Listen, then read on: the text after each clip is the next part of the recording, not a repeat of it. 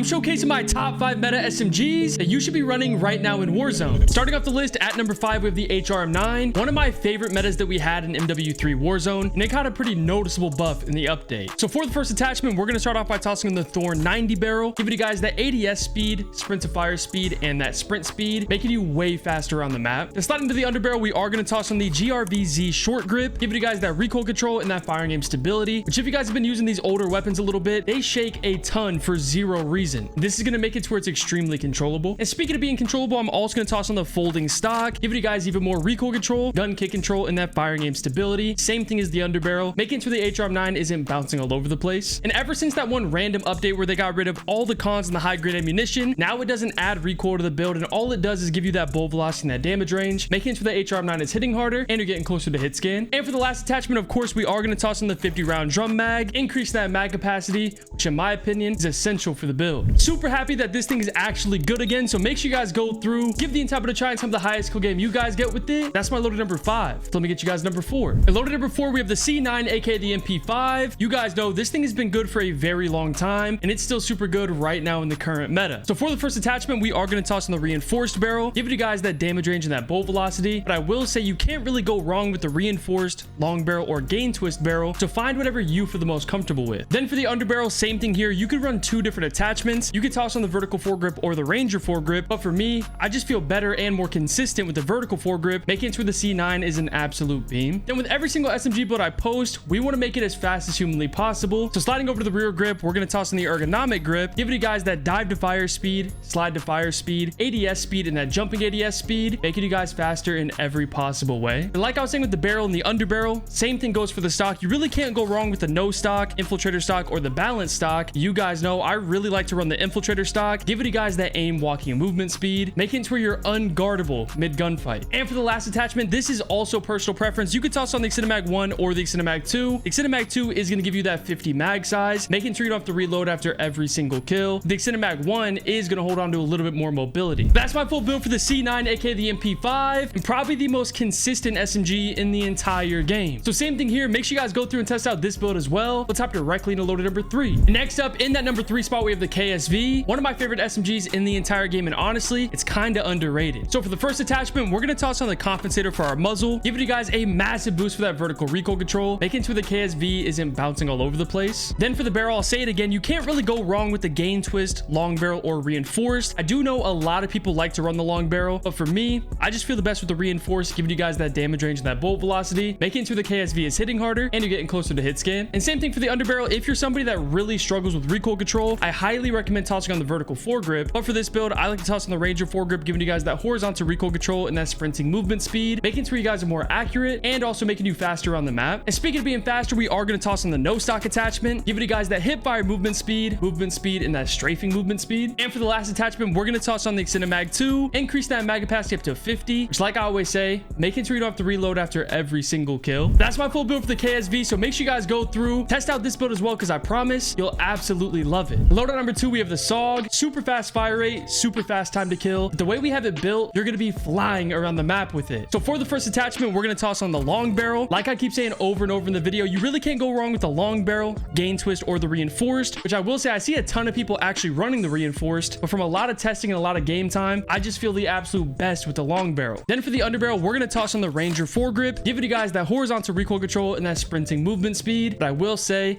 the SOG definitely has some recoil to it, so if you want to make it even more controllable, definitely toss on the vertical foregrip. And like I said, the SOG has a ridiculously fast fire rate, so with that, you are burning through your ammo. So super essential for the build, we are going to toss on the Extended Mag 2, increase that mag capacity up to 55, making it to where you're not constantly reloading. Then for the rear grip, you guys know I like to toss on the ergonomic grip, giving you guys that dive to fire speed, slide to fire speed, ADS speed, and that jumping ADS speed, making it to where you're gliding around the map. And mixing in perfect with the rest of the build, we're also going to toss on the infiltrator stock. I'll say it again, you can toss on the infiltrator, light stock, or the balance stock, but the strafe speed that you get with the infiltrator makes it to where you're almost unkillable mid gunfight. That's my full SOG build, and I'm telling you guys, it is extremely fun to use. I do want to say though, it is built for close range, so be careful trying to fight people mid range or even long range, because it will be bouncing all over the place. And in that number 1 spot, we have the brand new SMG with the Ladra. Just like the SOG, it has a super fast fire rate, super fast time to kill, and it's just disgusting. So for the first attachment, 100% personal preference, I like to toss on the long barrel, giving you guys a boost for that damage range, making it to where the Ladra is hitting harder. Like I keep saying over and over in this video, for the underbarrel, you can't really go wrong with the vertical foregrip or the Ranger foregrip. I like to toss on the Ranger, giving you guys that horizontal recoil control and that sprinting movement speed, not only making you guys more accurate, but also making it to where you're faster on the map. And speaking of being faster on the map, we are also going to toss on the ergonomic grip, giving you guys the exact same pros of that dive to fire speed, slide to fire speed, ADS speed, and that jumping ADS speed. Then if you guys just saw my video that I just posted on this recently, I was running the no stock attachment, but I actually switched that down to the balance stock, giving you guys that strafing movement speed,